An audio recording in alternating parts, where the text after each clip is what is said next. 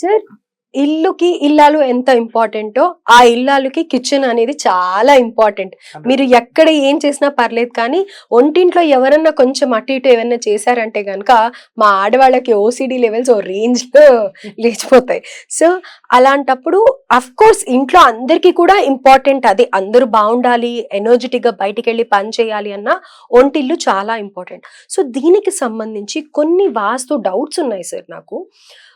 ముఖ్యంగా వంట చేసే ప్లాట్ఫామ్ దగ్గర ఏం చెప్తూ ఉంటారంటే ఈ కలర్స్ ఉండకూడదు, ప్లాట్ఫామ్ ఆ కలర్ ఉండకూడదు, ఉంటే దానివల్ల ఆ వండే అన్నంకి కానీ అగ్నిదేవుడు, అగ్ని కదా మెయిన్ అక్కడ ఉండేది, సో దానివల్ల ఎఫెక్ట్ ఉండి హెల్త్ ఇష్యూస్ కానీ ఫుడ్ సరిగ్గా ఉండకపోవడం కానీ లేకపోతే ఏదైనా ఇంకా నెగటివ్ ఇంపాక్ట్ ఉంటుంది అని అంటూ ఉంటారు. ఇంకోటి ఆ ప్లాట్ఫామ్ సైజ్ దగ్గర కూడా ఆ ప్లాట్ఫామ్ ఎంత వరకు ఉండాలి, షింక్ ఎంత ఉండాలి, ఇలాంటి డౌట్స్ కూడా ఉంటాయి. సో ఇవన్నీ డౌట్స్ క్లియర్ చేయండి సార్. సో ఫస్ట్ ఒక డౌట్ చెప్పండి. ఫస్ట్ డౌట్, ప్లాట్ఫామ్ ఏ కలర్స్ లో ఉండాలి? ప్లాట్ఫామ్ అనేది ఏ కలర్స్ అయినా ఉండొచ్చు, ఏ కలర్ అయినా ఉండొచ్చు, బట్ కండిషన్ కావాలి. కండిషన్ ఏంటంటే ఒక ఇల్లు మీరు ఎలా కట్టారనేది ఇంపార్టెంట్. నేను ఒక ఎగ్జాంపుల్ మాట్లాడతాను. ఒక టెంపుల్లో ప్రసాదం వండారు, ఒక ఫుడ్ చేశారు, అది ఎవరు తిన్నా ప్రసాదం కిందకి తీసుకోగలుగుతున్నారు.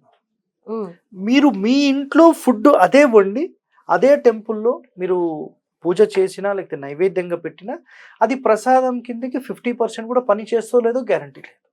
రీజన్ ఏముండొచ్చు అంటే మీ ఇల్లు ఎలా కట్టారు, టెంపుల్ ఎలా కట్టారు. నేను ఒక సింపుల్ ఒక మాట చెప్తాను.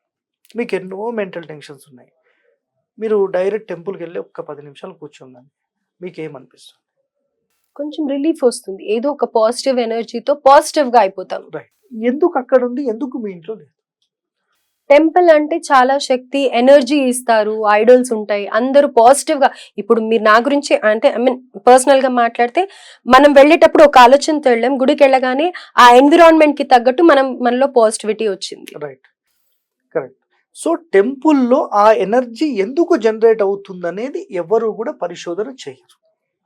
నేను టెంపుల్ ఆర్కిటెక్ట్ నేర్చుకున్నాను అండ్ బిల్డింగ్ ఆర్కిటెక్ట్ నేర్చుకున్నాను, రెండు నాకు ఐడియా ఉన్నాయి.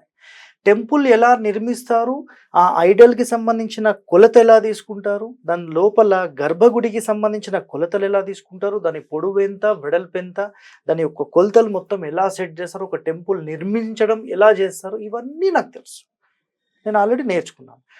అయితే ప్రతి దానికి ఆ స్వామివారి నక్షత్రము, ఆ ఊరి యొక్క నక్షత్రము, కర్త యొక్క నక్షత్రం, ఎవరైతే ఖర్చు పెడుతున్నారో వీళ్ళ నక్షత్రాలు తీసుకొని అక్కడ గుడి నిర్మాణానికి సంబంధించిన కొలతను నిర్ణయించి ఆ గుడి నిర్మాణం చేస్తారు. అలాంటి ప్లేస్ మొత్తం ఊరికి సంబంధించిన నక్షత్రంతో సెట్ చేసినప్పుడు ఆ ఊరి లోపల ఉన్న ఎవ్వరు వచ్చి అక్కడ కూర్చున్నా వాళ్ళకి ప్రశాంతం అనిపిస్తుంది. పర్టికులర్గా కొలతలు ఉంటాయి. నేను ఒక ఎగ్జాంపుల్ చెప్తాను. మీరు దక్షిణ భారతదేశం మొత్తం తిరిగినప్పుడు ఒక టెంపుల్ చూసి ఇది కరెక్ట్ చేయలేదు, ఈ విగ్రహం కొంచెం బాగాలేదు, ఇది కొంచెం తేడాలు ఉన్నాయి, ఈ చేయి తేడా ఉంది అని మీ మనస్సుకు ఈ రోజు వరకు అనిపించిందా? పోనీ ఎవరైనా అట్లాంటి మాట చెప్పారు? ఎంత అక్యురేట్ గా చేస్తారంట, అబ్బా ఏం శిల్పులు ఉండే మన దగ్గర, ఎంత సూపర్ గా చేస్తారు అని మాట్లాడుతున్నాం కదా. అది ఎందుకు అంటే అప్పుడు వర్క్ మీద ప్రేమ ఉండేది, ఇప్పుడు వర్క్ మీద డబ్బు ప్రేమ ఉంది. అంటే ఫటాఫట్ చేయాలి, మాకు డబ్బులు వచ్చేసేయాలి. అది కాదు.